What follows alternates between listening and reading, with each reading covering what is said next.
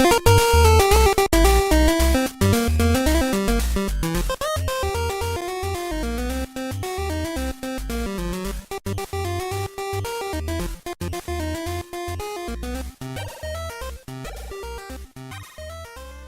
Battlestar Galactica references. In a Star Wars game? Yeah. Like nerd sacrilege? No, I think that's like a nerd home run. I think you do the whole. If we could code the whole game in Battlestar and Star Trek references, this is the game we're doing today. Yeah, all right. On the Wayward Kraken Gamecast. Hey, everybody. The Wayward Kraken Gamecast. Welcome to it. I'm Anthony Patallo and LB Wilson's right here. What's up, guys? Today we're going to talk about Star Wars Rebellion. Man, this is an intense board game, man. It's a big-ass box. It is full of little tiny things. Yeah, special order it. I special ordered the wrong thing first. A lot of 3 a.m, drinking and clicking and like, I need that thing. Click. You order the wrong thing, it's not a problem here because I order Armada first, right? Boxes look the same. The games are totally different. Right.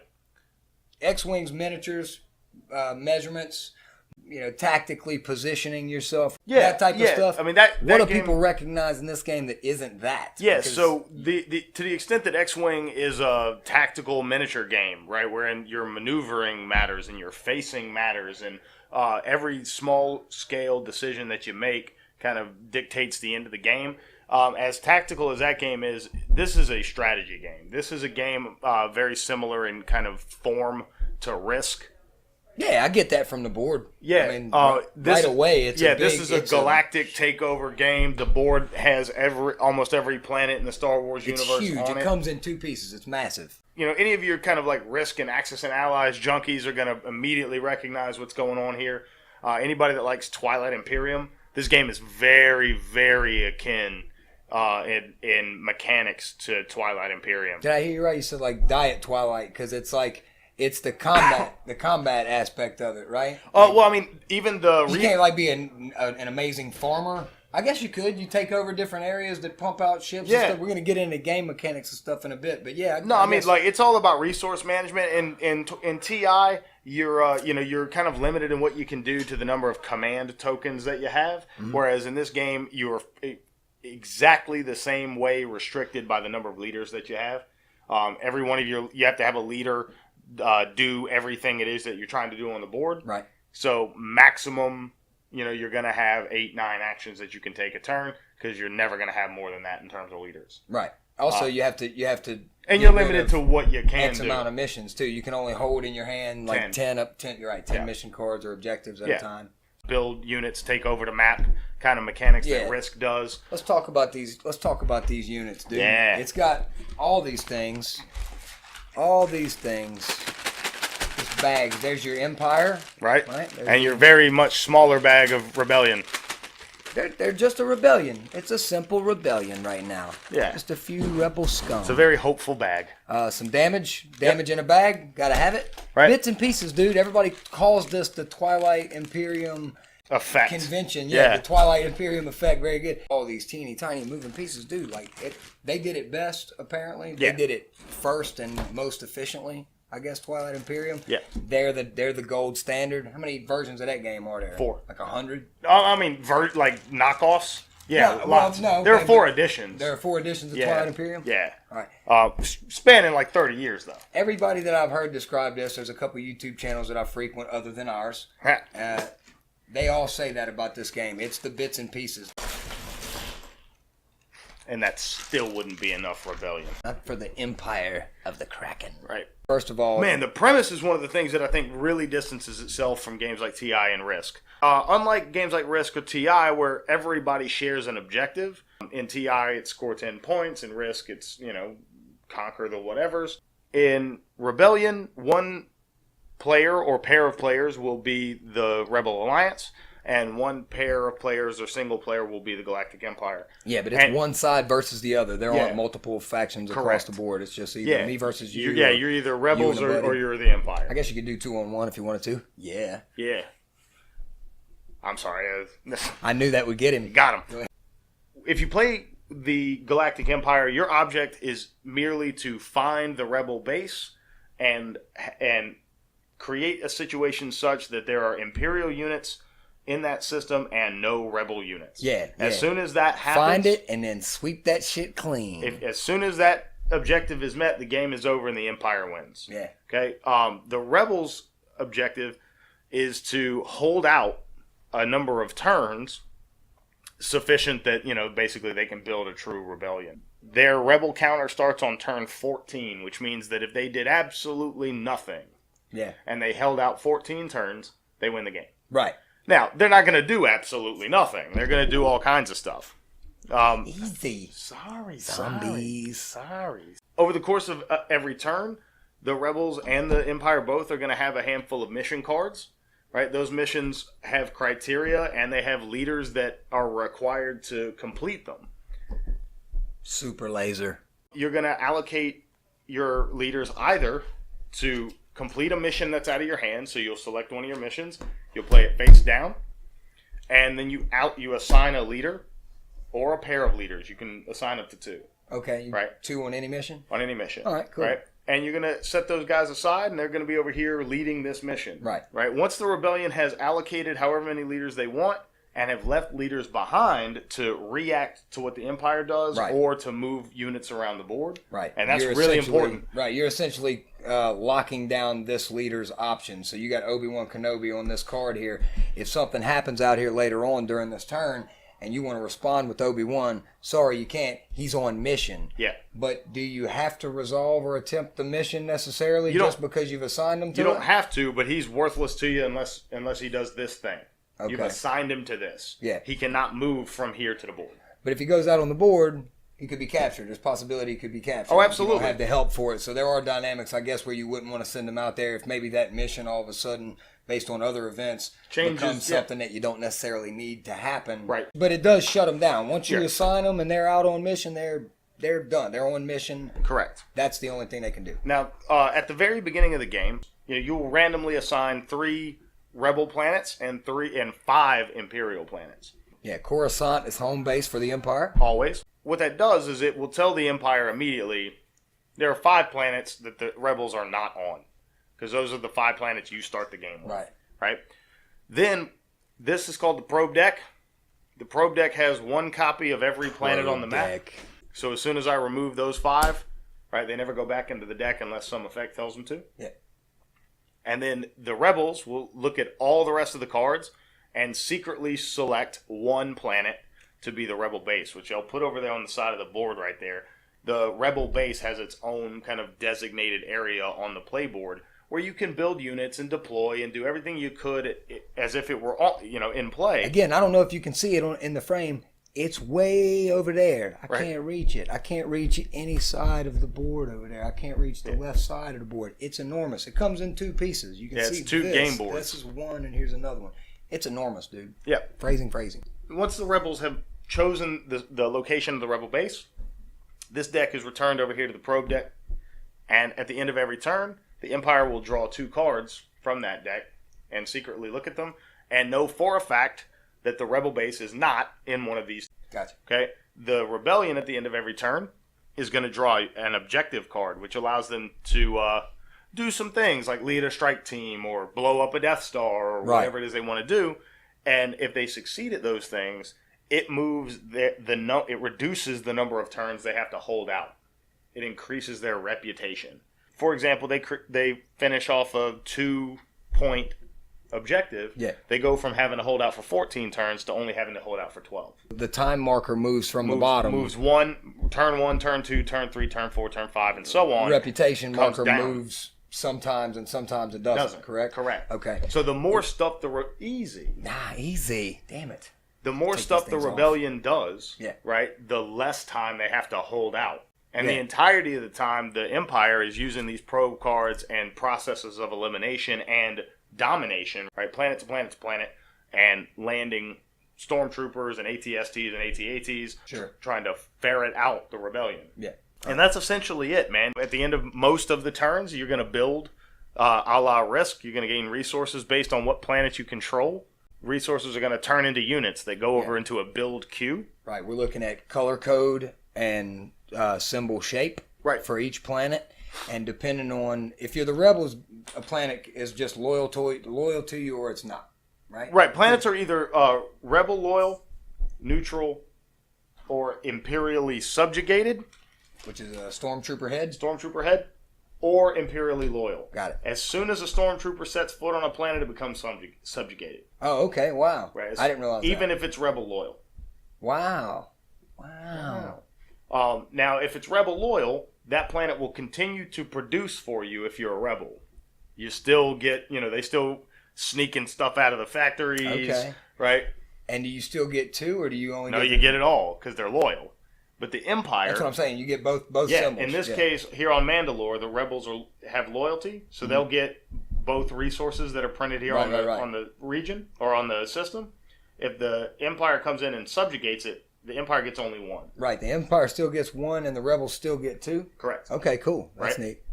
And then through a series of cards and actions and sending leaders to different places, you can change the loyalty of various planets. So if a planet is rebel loyal and the Empire gains 1 loyalty in that zone, it becomes neutral. Which would be an effect that is facilitated by one of these cards. That's going to happen coming off of a mission card. You're going to send Palpatine out to do a thing here from one of these cards, and if successful, went right to it. Gain 1 loyalty in the system if successful. Correct.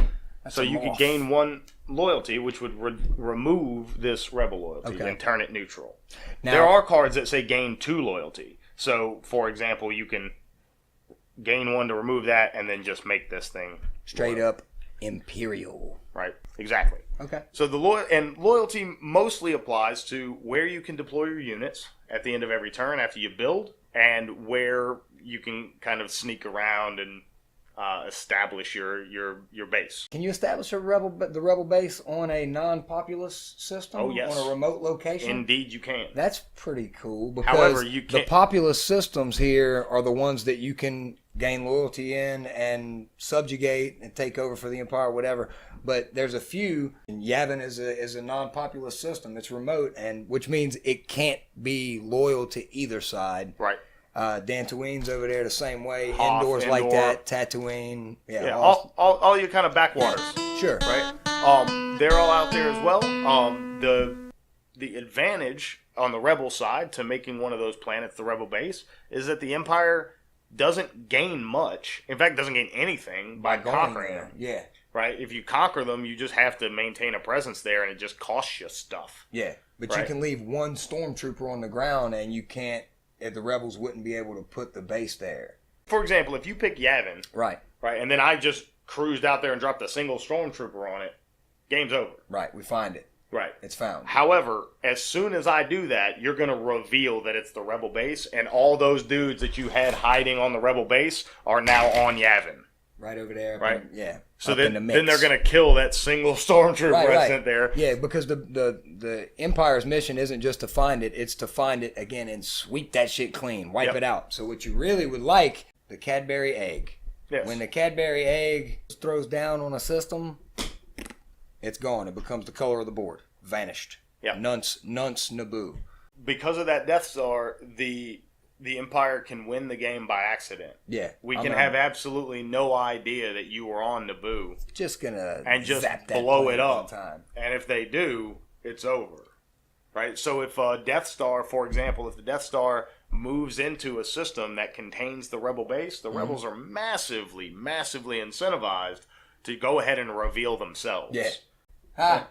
Game. This was fun. I don't want to win anything on accident. Game. I want to be able to take that win and shake it above your nerd head. Right. Be like, ha ha! Now, champion. The rebels will always have this card. Champion. Yes. The rebels will always have a card called Rapid Mobilization, which allows them to throw away that card they picked at the beginning of the game and move the rebel base. That's what I was referring to earlier. You start with this card, you guarantee you get this card to and begin every with? time you use it, you get it back. Wow. Yeah. All right, man, we're back. I'll be leaving that in. Yeah, we just disappeared for a second because I never get the hardware right. Shit. The box says it takes about 4 hours to play. That's really like a maximum duration. Yeah, that's for a whole group of people that just unpacked it and have never read the rules and have never played a board game and are learning English. I think because I agree. At the stages of each each round, are pretty quick if everybody knows them. Yeah, I mean, if you're we can not break. having Dude, to. Yeah, I can break them down in a couple of minutes. Let's man. run through a round right now. Yeah. That's quick without reading off the cards. Of Let's course. just say what we're doing. Yeah, so when the round begins, right? We've already got some stuff out on the board. Everybody's got a handful of mission cards, and they're going to consult their hand of mission cards to determine what it is that they want to do. These are the options that you have of stuff that you can do. Right. And then you got to allocate some leaders to do it. So I'm going to play this card face down, and I'm going to assign Obi-Wan Kenobi to that mission. I'm going to leave old General Reefkin, and I'm going to leave Lando behind in the leader pool. I have all Rebel leaders in my thing over here because all we dumped out was the Rebel team. Doesn't matter. Yeah. Demonstration. This is called the assignment phase. This is one of the 3 phases of the game. Right? So once assignment is done, and it bears noting that the rebellion has to assign first. Yeah. So you know who my leaders are. The Empire's watching, man. They know. Yeah. They know where Obi-Wan Kenobi goes and what he's going, that he's out doing something. Doing something. Right. I don't know exactly what. He's out, look at him over there on Tatooine. So if he's got... Watching the Chosen One. Yeah, if he's got 3 intel skills, he's got 3 intel icons, then if you want to resist this, right, you're going to want to leave some dudes behind that have intel. Right. Because he's probably not going out to do... special ops because he doesn't have any special ops skills. Out there with the fisticuffs. Yeah. Right? So if you want to resist that, you're going to leave some of them dudes behind, but you're going to get to see all of my assignment before you make any of yours. Okay. Right? So then I assign, then you assign. Right. And now we're done with that. We go into the command phase, and the command phase is most of the kind of action in the game. Right. That's when we're taking turns either doing missions or activating systems with leaders from your leader pool. Put a leader in a system, move units towards said leader, correct? All right. Right. Okay. And this is where the strategy exchange really takes place because I know what I want Obi-Wan to do, but I may not want him to do it first. Right. Right. And I may want to bleed some of these leaders, right? I want to bleed some of these leaders out of his pool. So I might start some fights. I might take John Dodonna over here to Malastare and bring a bunch of guys with me and fight fight some stormtroopers and stuff that's over there.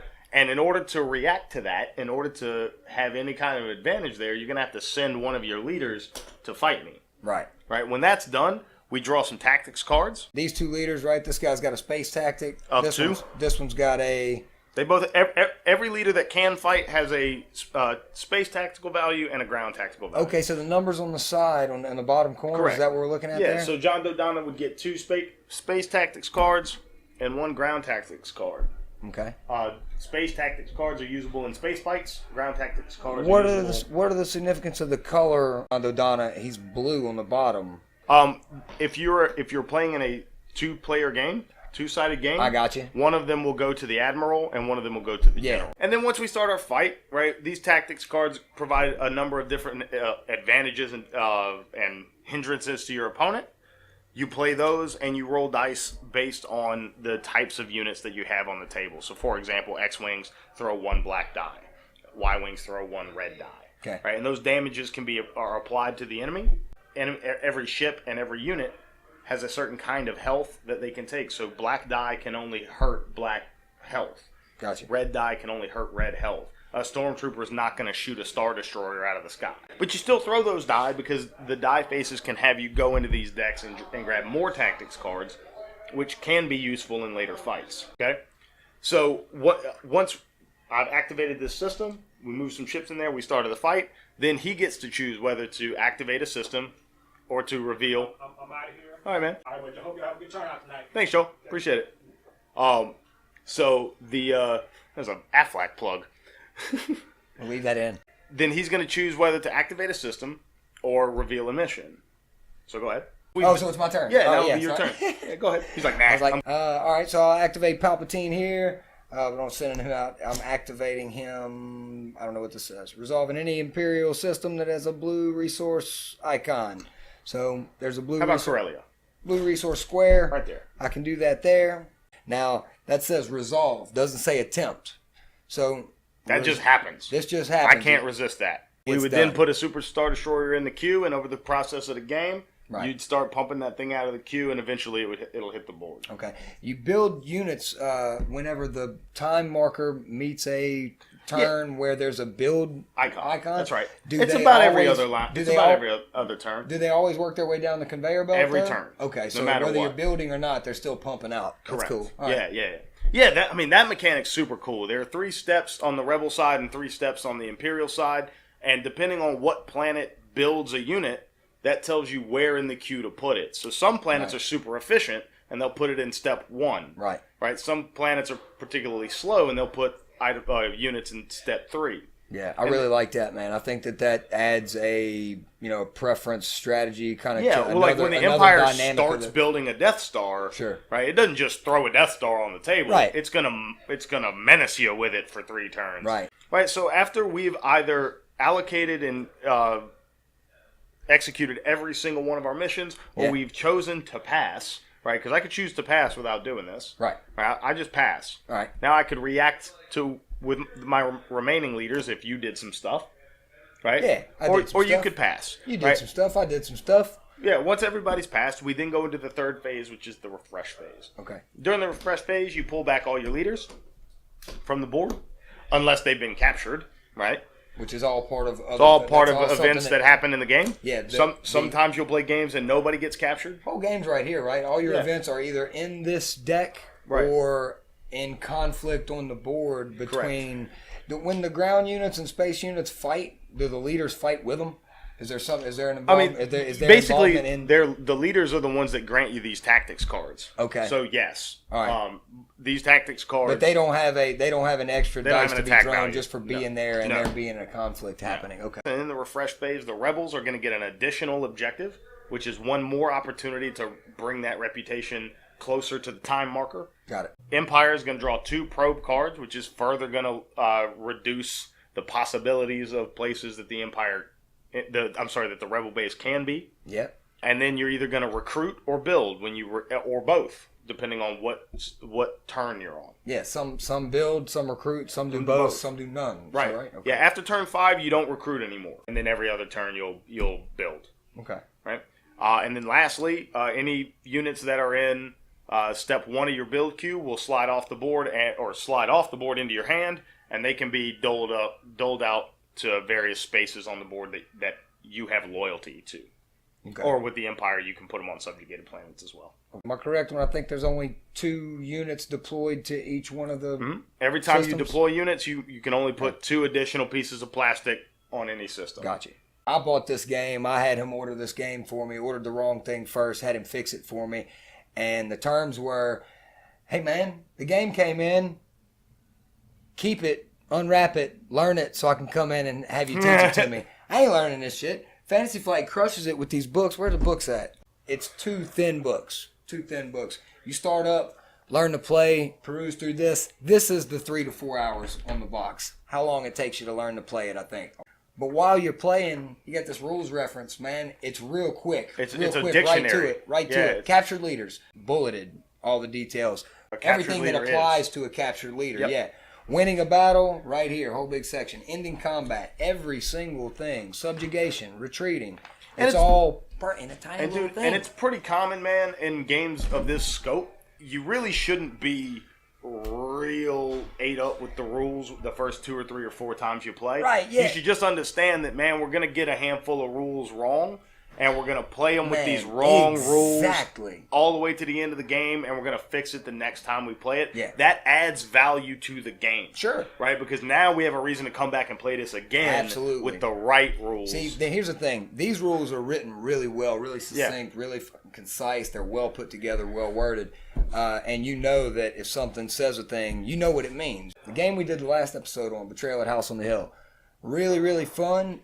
The wording in the rule book is vague. And there's a lot of stuff that's missing, and there are things that apply directly to each other that are pages and pages apart from one another. So that is not an issue with this game. I agree. It's a giant box. It's a huge, big old box.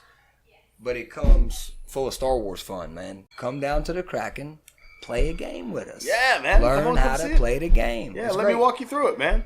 Yeah, let them crawl you through it. It's a lot to take in, but once you got it, it's simple and it's fast. Like X-Wing, like most Fantasy Flight stuff. I love these guys. Yeah, man. These guys are killing. Let's do some shameless plugs, man. We'll do Shameless plugs. Shameless. It's the official shameless plug dance that we do. Our famous segment, Shameless Plugs. Do it. I'm going first because I'm Londo. PopNutshell.com is my thing.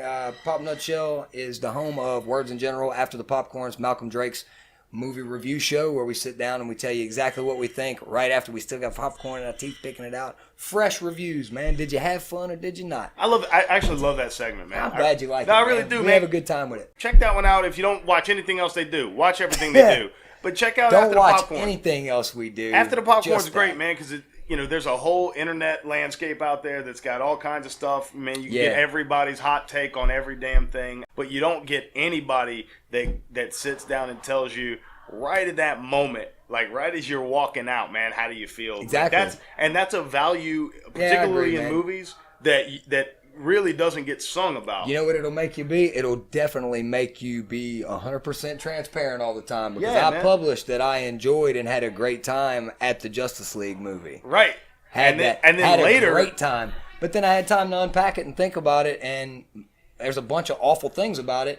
And, Dylan and I and Malcolm and I later in a spoiler episode had time to unpack the whole thing and talk about what we liked, what we didn't like, what makes it. But that immediate gut reaction is something that I think that, man, critics really should spend a lot more time on. And it's something that they should hang on to. You know, like, as critical as you want to be about any product, man, don't you have to factor that first after the popcorn I think moment? so. I think Isn't that fair to do? Look, shame or not, I saw Face Off when I was 13. I thought it was great when I left the theater. I've seen it multiple times since then. It's never been any good, even when I was 13, man. Right. Man, that's a So cool thing you guys do. we're on there. We're on Podbean is where we're hosted. We're on YouTube, Facebook, Twitter. Just go to popnutshell.com and there are bullets up at the top. You can click on our links. Find us. We're going to be at CoastCon. Oh, yes. Plug CoastCon. Dude. Tell them about it. We're going to be at CoastCon. We are. Right? We're going to be doing a panel Friday night.